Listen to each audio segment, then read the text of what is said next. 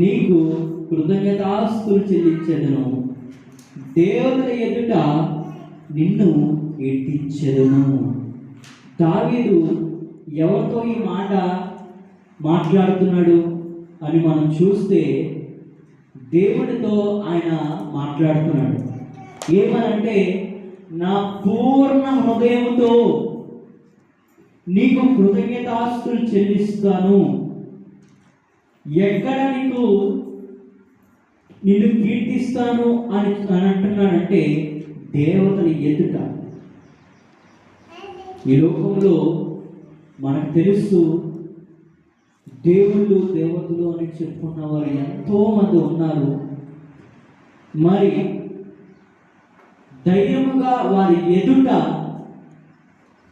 నా దేవుడు యేసుక్రీస్తు, నా దేవుడు సైన్యములకు అధిపతి, నేను నమ్ముకున్న దేవుడు జీవము కలిగిన దేవుడు, నేను నమ్ముకుంటున్న వాడు మరణాన్ని జయించిన వాడు, నా దేవుడు యేసయ్యా అని మనము ఎంత ధైర్యముగా చెప్పుకుంటున్నాం.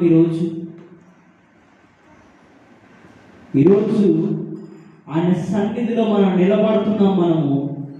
మరి వారములో ఆయన నామానికి మహిమకరముగా ఇతరులకి మనం తెలియజేస్తున్నామా, లేకపోతే వారి దేవతల ఎదుట మన